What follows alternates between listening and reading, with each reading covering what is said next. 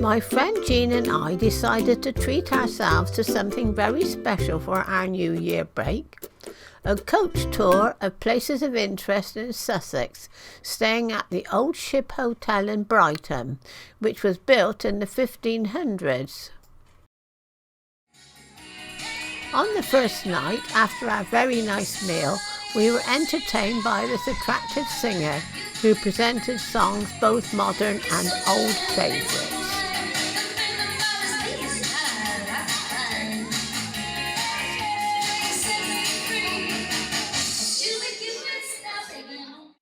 Our first trip was to Alfriston, which is a village in the Cuckmere Valley. We have visited Alfriston before, but imagine our surprise when we discovered our usual coach park was flooded. For those desperate for a comfort break, the sight of the flooded toilets was quite a shock.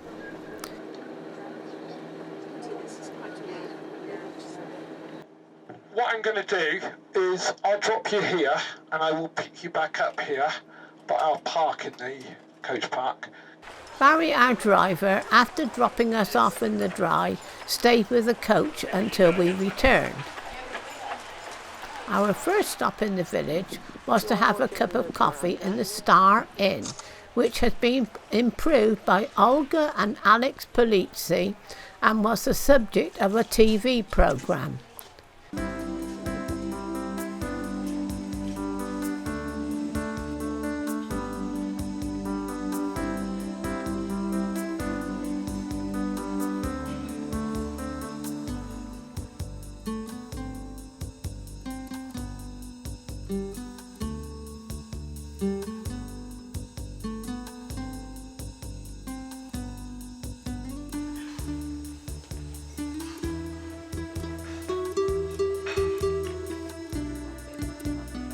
We sat in the library and were served a cup of black coffee with hot milk in a separate jug.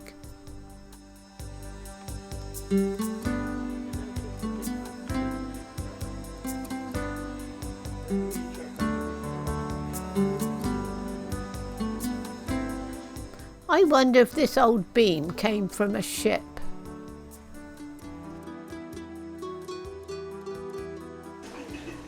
There are quite a few old carvings to admire.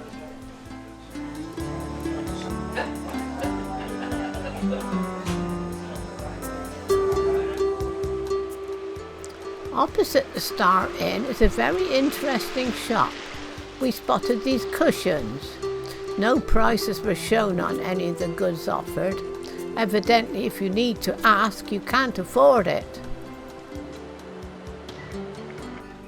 Opposite the Star, there was another old inn dating from the 1300s.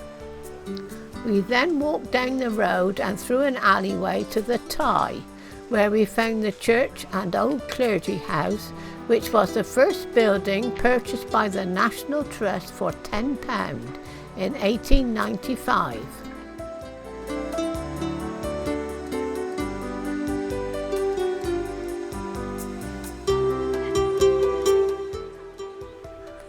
As you can see, the clergy house was next to the church.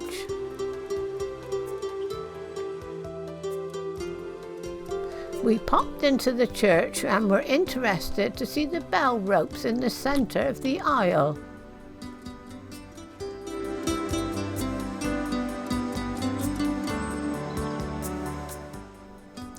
We returned to Brighton for lunch at our hotel. Then we explored Brighton City, starting with the famous lanes. A big wheel was installed for the holiday time, as we observed it being dismantled on our way home.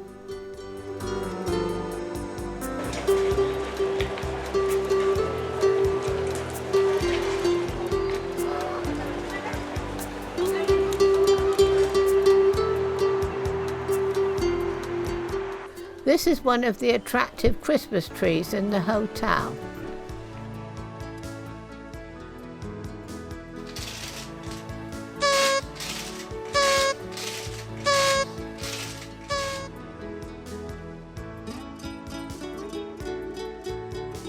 There were 6 wonderful courses for our New Year meal plus wine.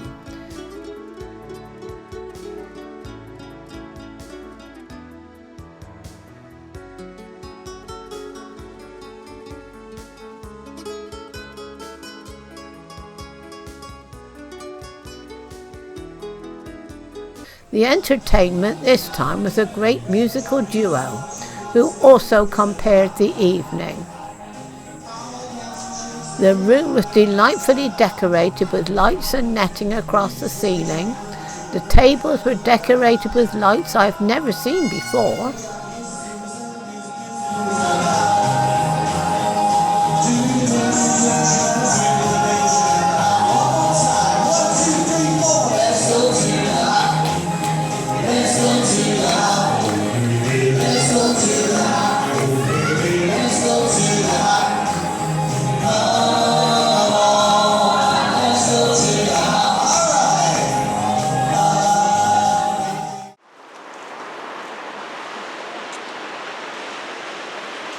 New Year's Day morning dawned sunny and mild, so I took the chance to take a few shots of the sea before catching the coach to go to Worthing.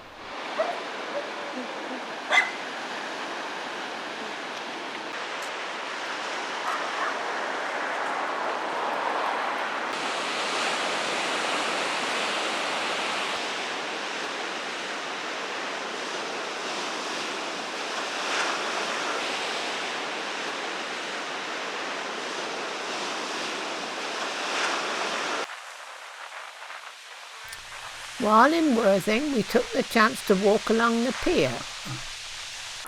There was an interesting line of glass plaques, too many to take pictures of, so these are just a few examples.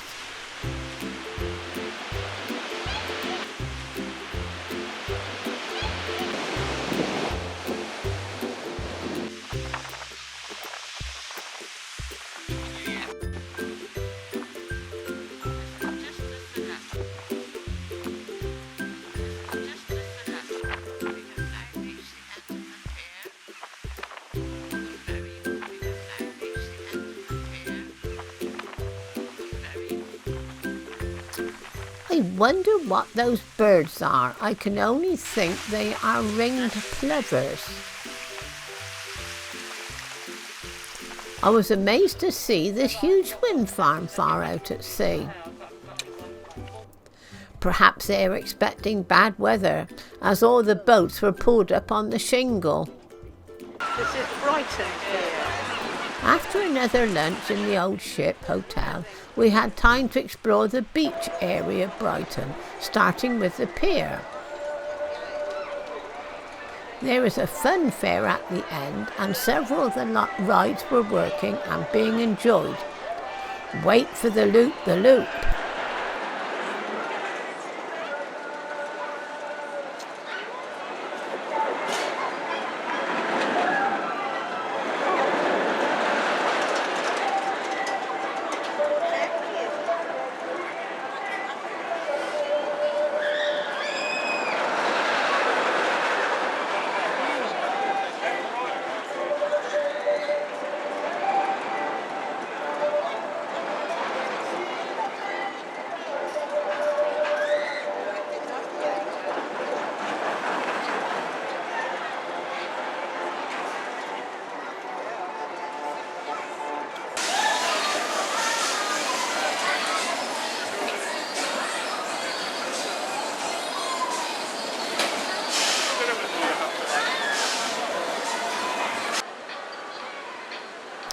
Is that beachy head on the coastline I can see?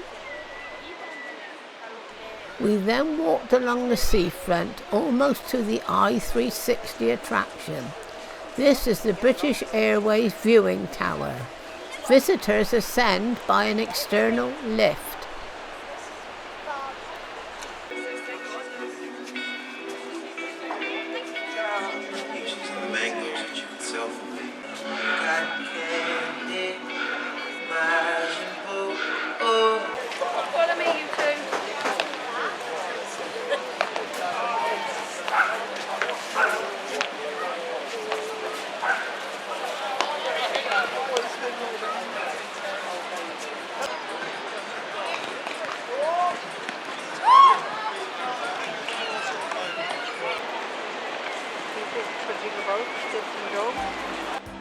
A diversion was made on our way home to Devil's Dyke, which is a high point on the South Downs with 360-degree views over the downs and as far as the sea. Sadly, the weather was dull and windy.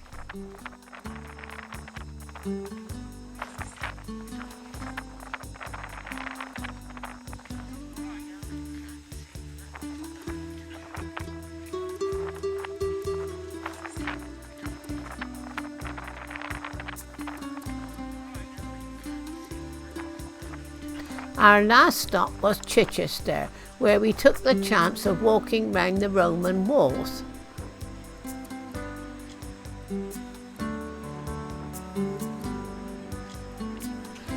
There was an interesting children's playground, including a zip wire, etc.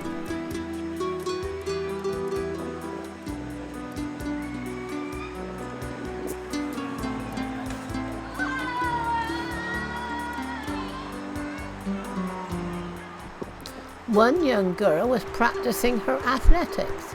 An Olga Corbett in the making.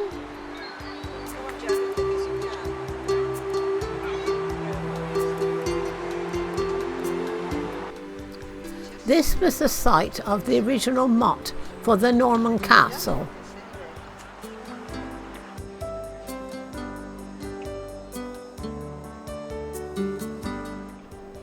There was a display of field of blooms in the cloisters at Chichester Cathedral. This must be quite impressive when lit up at night.